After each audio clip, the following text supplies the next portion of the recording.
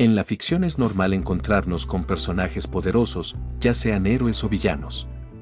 Lo común que tienen es el poder, y muchos son extremadamente poderosos en sus respectivos universos. En la mayoría de los casos poseen un carisma natural que agrada a los espectadores, ya sea por su diseño o por su personalidad. Sin embargo, hay casos en los que el máximo poder de un personaje no se traduce en una buena personalidad o en una actitud agradable para los fans. En algunos, simplemente carecen de carisma, en los peores, ni siquiera tienen personalidad. En otras ocasiones, consiguen el poder de forma fraudulenta o poco creíble, porque el autor los impulsa a la fuerza, en contra de la voluntad del público, lo que genera rechazo. Por lógica, los fans los aborrecen no solo por esa acción, sino por un cúmulo de factores que producen un odio máximo. Se sienten antinaturales o incoherentes. Sin importar cuánto poder le dé la trama al personaje, nunca compensará su falta de carisma. Para empeorar las cosas, la compensación tan descarada que les da el guión solo logra agravar la situación. Los fans terminan odiando aún más a estos personajes vacíos, sin profundidad ni lore creíble. No importa lo poderosos que sean dentro de sus historias, eso nunca garantizará el amor de los fans tan fácilmente. Solo destaca la carencia creativa de los autores, que optan por el camino fácil. Por eso, aquí va un recopilado de los 5 personajes más poderosos pero odiados en la ficción. Puesto número 5, Korra, Avatar, la leyenda de Korra. Un personaje muy odiado por los fans y un intento fallido de sucesora de Aang. ¿Qué falló aquí? Desde el inicio se nos presenta como alguien demasiado poderoso para su edad, domina 3 elementos sin esfuerzo en el primer capítulo. En vez de generar una sensación de épica, que seguramente tenían los creadores en la cabeza, la ejecución fue terrible. Nos dan un personaje arrogante a los primeros 5 minutos, y se genera una sensación de burla hacia lo enormes esfuerzos que tuvo que pasar Aang para aprender los demás elementos. Esa presentación tan cringe solo provoca pena ajena. No digo que no se pueda trabajar con personajes fuertes desde el principio, sería repetitivo verla aprender uno por uno como Aang, pero había mejores maneras de hacerlo. Desde el inicio empezamos mal. Sí, ella comienza siendo arrogante, pero con el tiempo la realidad la estampa contra el pavimento y aprende a ser humilde. Sin embargo, esa primera mala impresión mató las ganas de muchos antiguos fans de seguir la serie. Otro problema, mucha gente no quería una continuación con ella, sino una versión Shippuden de Aang más crecido o adulto. El cambio de protagonismo no gustó a varios. Korra no tiene de las mejores personalidades al inicio. Hubiera sido interesante verla aprender los subelementos de los diferentes elementos para variar la dinámica, pero nunca se fue por ese camino. Además, la historia y algunas tramas no la ayudaron en absoluto a ganarse rápido el apoyo de los fans. Sin contar el pésimo final y la inclusión forzada a última hora que se les ocurrió a los autores solo para intentar salvar la serie, lo que terminó matando la franquicia por muchos años y enterrando la poca reputación que tenía Korra desde el principio. Puesto número 4, Kirito, Sword Art Online. Sin duda, uno de los Garraistu más odiados y que más daño le ha hecho a la industria del anime. Un personaje sin carisma, sin diseño memorable, un cero absoluto en originalidad. Es solo la proyección del autor y de sus patéticos fans que quieren vivir una fantasía que nunca van a tener. No importa qué tan poderoso sea en los juegos o cuántos villanos humille, sigue siendo un subnormal en la vida real. Lo peor es que solo es gallito dentro de los juegos, pero en la vida real es más débil que una cucaracha. El autor lo compensa con un harem sin sentido y con los peores lamebotas que le hacen creer, junto a los secundarios, que es una gran persona. Además, fuerza ese protagonismo en otros juegos con excusas baratas y cero credibilidad.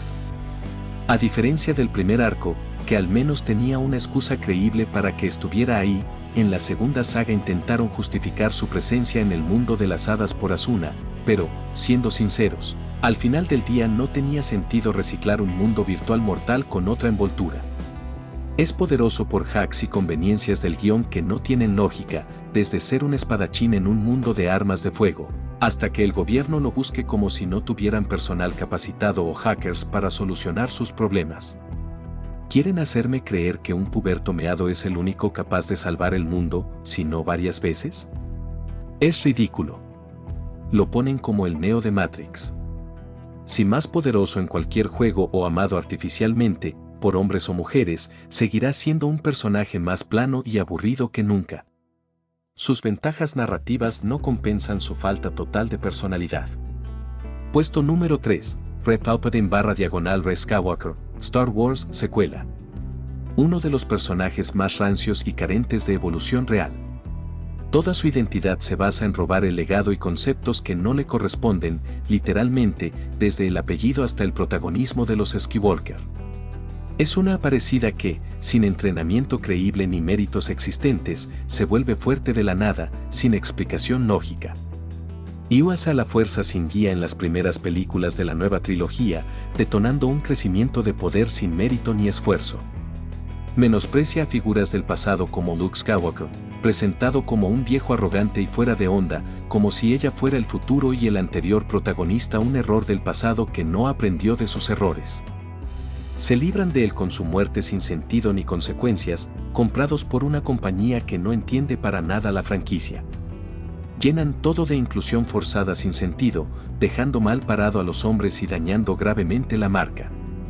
Aclaro, no soy fan de la saga, pero vi la mayoría de las películas y hablé con gente que sí lo era y que odia a Rey por las malas decisiones del ratón avaricioso.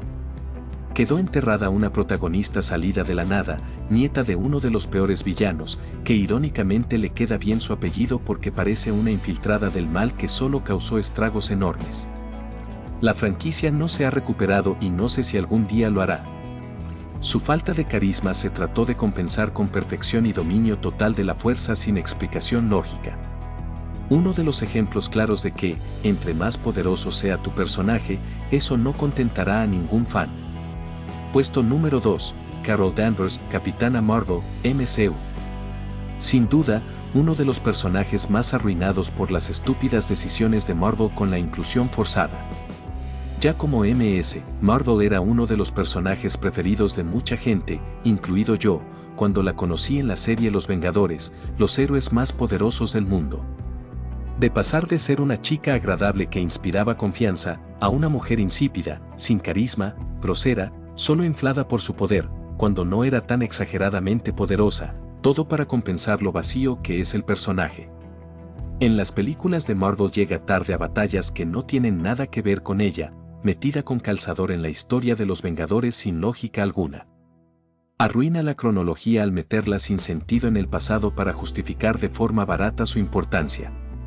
Arruina no solo el nombre del equipo, origen tan estúpido, sino también a otro personaje como Nick Fury, volviéndolo un payaso. Me haría un gran favor que este fallido líder de S.H.I.E.L.D. muera en la nueva película de Vengadores, al igual que ella. Todo solo para forzar su inclusión en el equipo a última hora y luego desaparecer un buen rato para ser humillada por Thanos. Ni hablar de su pésima secuela que nadie vio. Quedó demostrado que su primera taquilla fue inflada artificialmente por el éxito de Endgame, en realidad fue un fracaso como personaje forzado. Arruinaron a un personaje que ya era bueno de por sí, creyendo que privándola de toda su feminidad y volviéndola otra machirula funcionaría. O que su falta de carisma, profundidad o diseño original se compensa solo con poder bruto. Como si crear un superhéroe que atraiga fans fuera tan fácil. Por este y otros personajes trajeron el declive de Marvel. Veremos si con el tiempo la marca se salva o termina enterrada en las peores ideas que pudo tener Kevin Feige. Puesto número 1, Kaguya Otsutsuki, Naruto. En el primer lugar, sin duda alguna, uno de los personajes más poderosos del universo de Naruto, pero el más odiado por ser la representación de todos los problemas de la obra que presentó Kishimoto después del arco de Pain. Kaguya Otsutsuki es un random inventado a última hora, con un origen sacado de los pelos y metido a calzador en el lore del mundo ninja sin ningún sentido. Solo para justificar de manera desesperada su existencia, pensando que ponerla como origen de todo en los inicios del siglo sin mención previa se sentiría natural. Para buena fortuna de todos, nadie se lo creyó, se vio a leguas que su introducción fue a última hora para vencer a Madara de forma perezosa y dar pie a un clan nefasto para la asquerosa secuela que nadie pidió. Reciclan diseño de Hinata combinado con Kimimaro, intentando darle importancia artificial al clan Hyuga después de tanto tiempo, solo para el Naruhina de forma triste.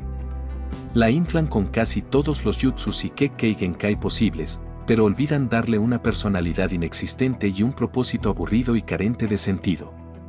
Es la anfitriona de la pelea casi final más anticlimática y sosa de ver, literalmente era jugar al escondite con el piso es lava. Ni hablar del Omojutsu de Naruto, que solo dio un espectáculo penoso, lo que intentaron llamar combate. Por culpa de este personaje arruinaron el propósito de existir de Naruto y Sasuke con sus mamadas de ser reencarnaciones de sus nietos. Copiaron literalmente la batalla final de Digimon con un villano salido de la nada y jamás mencionado. Ella no es solo culpable de arruinar la poca reputación que le quedaba a la serie, sino su cierre y su legado. Mató la franquicia en el futuro, arruinando el mundo ninja.